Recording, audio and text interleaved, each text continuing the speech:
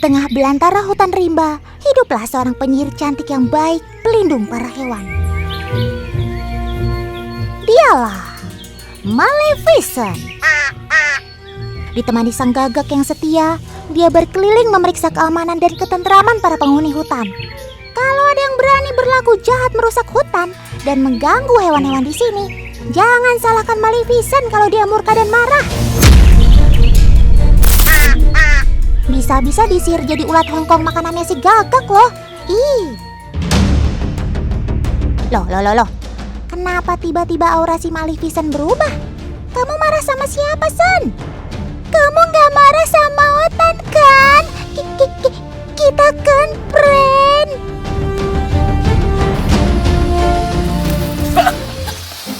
Aduh, burungnya terbang lah. Jangan nongol juga lah. Ulang. Ternyata Kak Gaby lagi syuting video klip ala-ala cosplay toh. Perih bos, batuk. Capek tau, ih. Perih bos.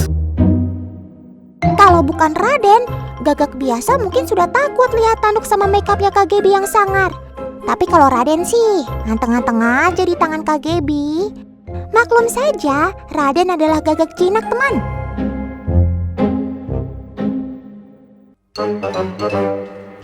Oh iya, ngomong-ngomong, teman di rumah mungkin pernah dengar kalau di berbagai kebudayaan, gagak identik dengan mitos buruk dan legenda. Di Eropa, gagak dipercaya jadi hewan peliharaan penyinyir. Penyihir maksud Otan. Di Amerika, masyarakat suku Indian kuno percaya dalam tafsir mimpi, gagak diartikan pembawa pesan roh nenek moyang. Bahkan, budaya Tiongkok mempercayai kehadiran gagak sebagai pertanda nasib sial.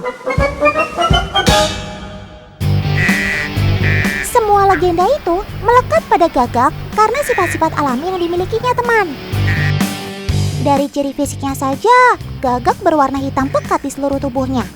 Suaranya yang serak dan parau terdengar berisik mengerikan.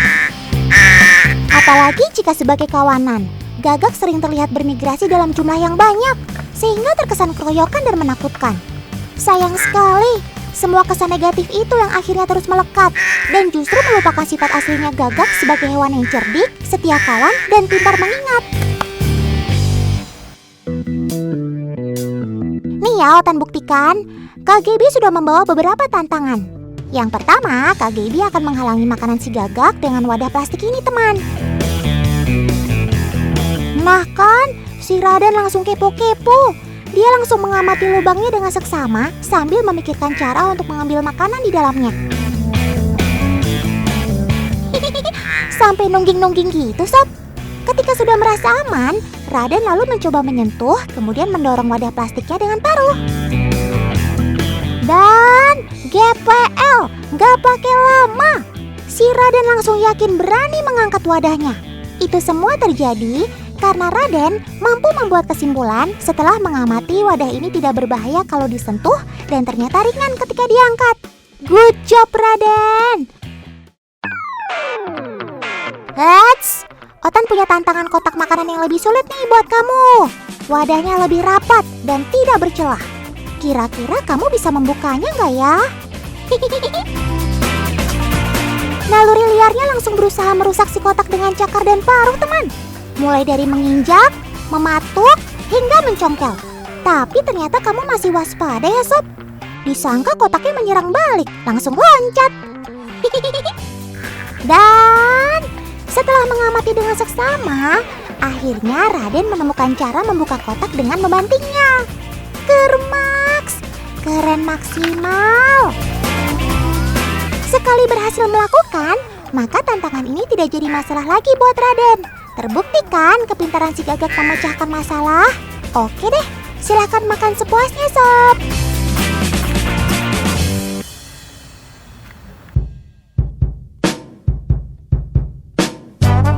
Raden, kamu masih lapar nggak? Otan masih penasaran nih. Kira-kira kalau makanannya di dalam air, kamu berani mengambil nggak ya? Oke, Markibuk, mari kita buktikan. Nah, wadah pertama ternyata sama sekali bukan halangan buat kamu ya, Sob. Karena panjang paruhnya mampu menjangkau dengan mudah makanan di bagian bawah wadahnya. Coba kita cek di wadah kedua. Sepertinya kamu gak selera mencari akal makan di wadah kedua ya, Sob? Habis kepo-kepo, melengos pergi aja.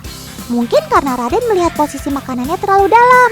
Maklum saja, Otan sengaja pakai wadah yang tinggi dan sempit, sementara airnya diisi full. Dan Raden akhirnya lebih memilih fokus makan di wadah ketiga. Meskipun jumlah airnya banyak, tapi Raden masih bisa memasukkan kepalanya dan menjangkau makanan dengan paruhnya. Kok kayaknya Otan lihat barusan di matamu ada yang aneh sih? Teman di rumah, lihat ada putih-putih bergerak gitu nggak di matanya tadi? Waktunya detektif Otan mencari tahu lebih dalam nih.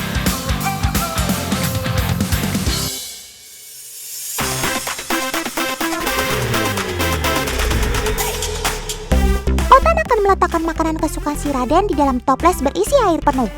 Otan mau buktikan, kali ini apakah Raden berani menyelam dan mengambil makanan yang di dasar wadahnya? Tentu saja berani dong. Tuh kan, langsung nyebur. Om editor, Otan mau lihat tayangan lambatnya dong. Raden tidak ragu-ragu mencelupkan kepalanya masuk ke dalam air, teman. Ini karena matanya memiliki selaput transparan yang berfungsi sebagai pelindung retinanya. Namanya nictitating membran alias selaput kedip. Prinsipnya persis seperti kacamata renang. Ketika masuk ke air, selaputnya otomatis menutupi seluruh matanya. Dan paruhnya akan mencapai sasaran dengan tepat, karena matanya masih berfungsi untuk melihat di dalam air, teman. Ya, persis kayak kalau kalian lagi berenang pakai kacamata renang gitu deh.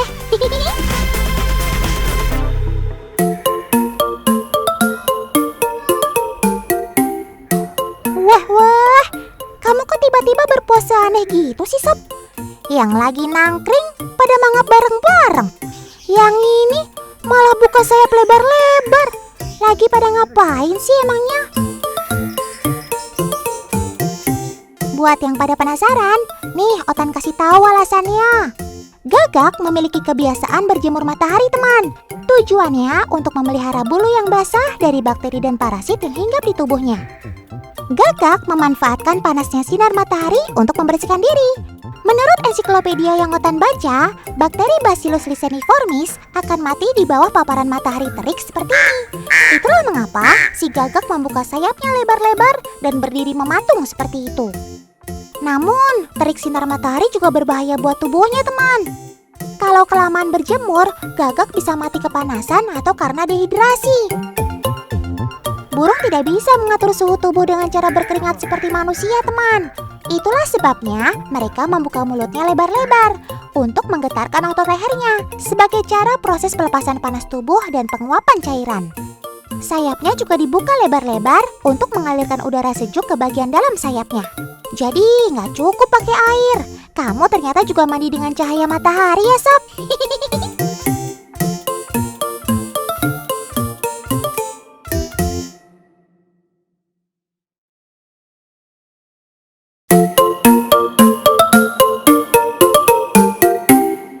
Setelah mengulas tuntas aksi Raden si gagak cerdas, lanjut ikut Otan yuk. Kenalan dengan Siti, si burung cantik asli Australia.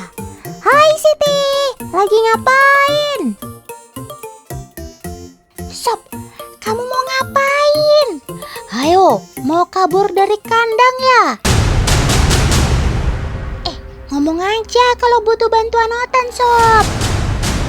Ayo dorong, Sob, sedikit lagi. Yeay, berhasil. Kamu pintar sekali.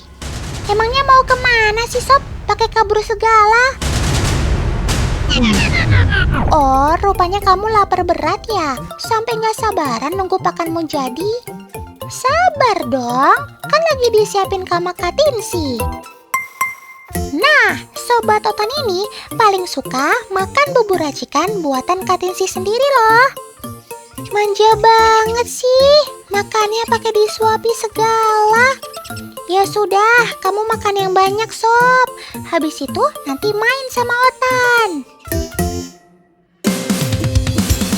Oh iya, kenalkan teman, si Pinky ini adalah burung kakak tua galah betina. Yang jadi ciri khas Sobat Otan ini adalah warna merah muda yang cerah. Makanya, ia juga disebut rose-breasted cockatoo atau burung kakak tua dada mawar.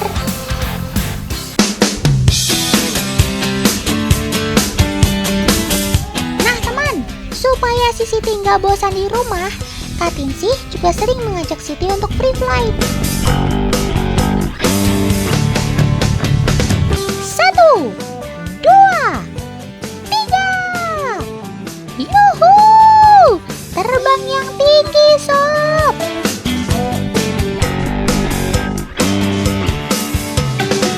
Teman, saat free flight, Kak Tinsih memakai jaket hitam ini sebagai pointer supaya si Siti nggak salah landing. Siti, ayo pulang!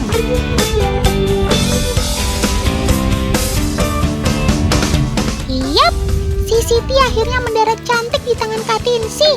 Cakep! Gimana sob? Udah puas kan terbangnya? Hei, kalian kenapa sob? Kok lehernya pakai dipasangi pembatas gini? Oh, rupanya selain si Siti, Kak Tinsih ini juga memelihara burung-burung paruh bengkok lainnya. Saat ini, Kak Tinsih sedang merawat burung-burung makau. Sobat-sobat totan ini sedang sakit, teman. Mereka mengalami plaker, yaitu perilaku mencabuti bulu-bulunya sendiri. Makanya tuh bulu mereka jarang-jarang. Hal ini disebabkan karena banyak hal, teman. Bisa karena bosan, tidak punya pasangan, atau ada gangguan kesehatan. Nah, makanya pembatas atau kolar ini berguna untuk menghalangi si makau mencabut bulu-bulunya sendiri yang sedang sakit. Duh, kasihannya.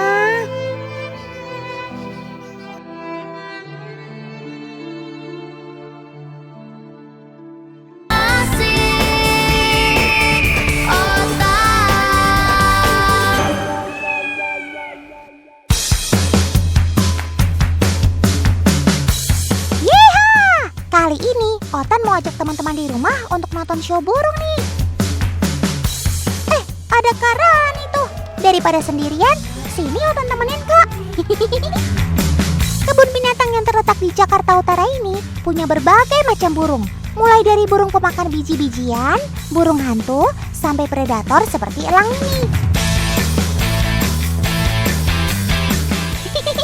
Iseng juga kamu sob, sampai ambil topi segala.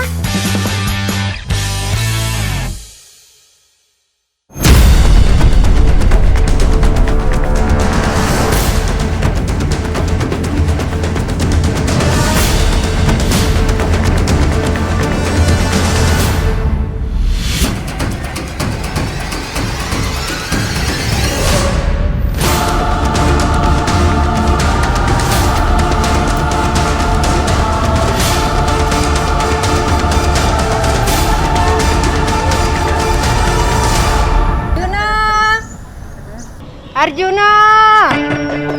Arjuna! Arjuna! Arjuna! Hah? Arjuna? Siapa itu? Oh, jangan-jangan salah satu sobat totan yang tadi atraksi ya? Masih belum ketemu nih, tadi dia terbang ke arah lapangan. Terus aku nggak lihat lagi. Aduh. Loh, yang tadi Mbak, yang tadi Iya, aduh, belum dapat. belum. Tadi dia ada di sana terus terbang lagi ke arah lapangan sana terus belum kelihatan lagi sih. Waduh, ternyata sobat totan yang atraksi tadi escape alias kabur. Mau saya bantu? Bisa ya? Gimana kita caranya coba, tuh? kita coba ya. Dicoba. Saya Gimana? coba untuk tanya ya. Siapa tahu dia mau balik. Ada fotonya nggak? Fotonya ya, coba. Namanya siapa? Namanya Arjuna. Arjuna. Oke. Kita coba cek ya. Apa? Bisa mencari Arjuna lewat foto aja? Tante ini siapa sih? Aduh, nanti dulu deh penasaran sama tante satu ini. Kita fokus cari Arjuna dulu aja ya. Arjuna, di mana kamu? Teman-teman di rumah juga bantu cari Arjuna ya. Ia adalah elang laut dada putih. Kayak gini loh tampilan sobat Totan yang ganteng. Sayapnya kokoh, sorot matanya tajam. Gagah banget kan? Tante, Arjuna sudah kasih sinyal belum? Kenapa dia belum muncul dan gak mau turun ya? Totan jadi khawatir.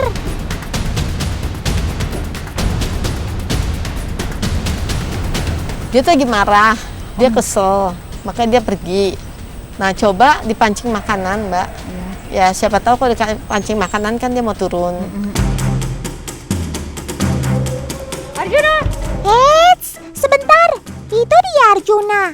Ada di pohon kelapa. Teman-teman kelihatan nggak? Oke, kita perjelas lagi ya gambarnya. Tuh kan, itu dia. Ya, terus Kaici. Pancing terus. Akhirnya kamu turun juga, Sob. Ayo sini mendekat. Paman, tolong dibantu ya. Teman-teman, maafin Paman yang tidak pakai masker ya. Paman ini bukan yang gak jaga protokol kesehatan. Tapi, kadang Sobat Totan seperti Arjuna ini takut dan kurang mengenali kipernya kalau pakai masker. Ternyata benar ya kata tante tadi. Ketika dipancing makanan, Arjuna akhirnya pulang. Teman-teman di rumah kenal nggak dengan tante ini? Walah, ini adalah dokter hewan Rajanti toh. Kita kenalan yuk. Halo dokter. Halo Otan. Dokter, sebenarnya dokter ini siapa sih? Kok dokter bisa ngobrol sama sobat-sobat Totan? Jadi dokter itu selain dokter juga sebagai animal communicator. Nah, animal communicator itu artinya dokter bisa komunikasi sama teman-teman kamu. Wah, keren banget. Memang siapa aja sih yang bisa dokter ajak berkomunikasi? Semuanya. Cara kerjanya gimana tuh dok? Jadi dokter itu masuk ke gelombang alfa. Oh gitu toh. Tapi sebenarnya apa sih gelombang alfa?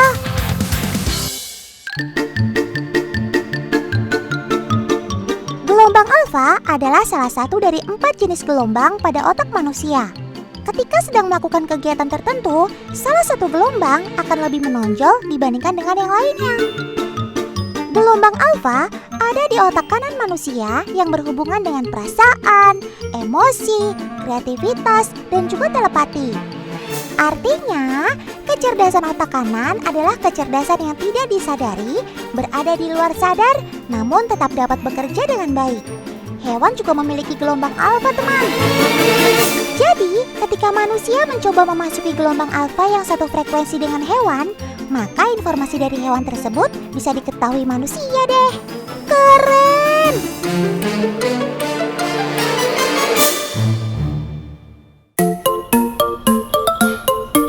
Woi Ragata!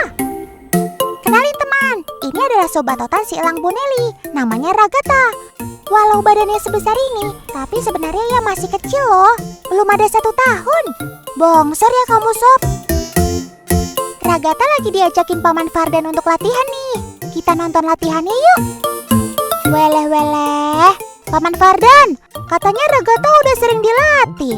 Tapi kok masih belum bisa ya? Ayo sob, kan latihannya mudah. Kamu tinggal terbang dari satu tangkringan ke tangkringan yang lain. Haduh, kata Paman Fardan, Ragata memang unik. Walau sudah diajari berkali-kali, tapi kadang ia suka mogok dan gak mau nurut. Ada-ada aja. Tapi kenapa ya Ragata suka malas begini? Kita tanya dokter Rajanti yuk. Udah sih. Betul. Saya melihat dia karakternya nggak seperti elang, bener elang gitu ya. Oke. Jadi lebih mirip seperti hewan yang memang udah didomestikasi ya. Domestikasi, oke. Bukan typically elang alam gitu ya. Oke. Ya, jadi pelatihan itu sebenarnya buat dia tuh hal kecil gitu. Oh gitu ya? Jadi Wow. dia tuh merasanya itu bukan standar buat gue gitu. Ya kan? Oh, ternyata benar. Paman Fardan pernah cerita, Ragata sudah dibawa ke sini sejak masih kecil sekali. Elang ini adalah limpahan dari BKSDA atau Balai Konservasi Sumber Daya Alam. Maklum, Elang kan salah satu sobat Otan yang dilindungi, alias tidak boleh dipelihara. Dari dokter Rajanti, Otan baru tahu sob. Ternyata pelatihan yang selama ini dilakukan kakak-kakak kiper kurang menantang toh buat kamu. Otan kira kamu kurang pintar, ternyata memang kurang tertantang toh.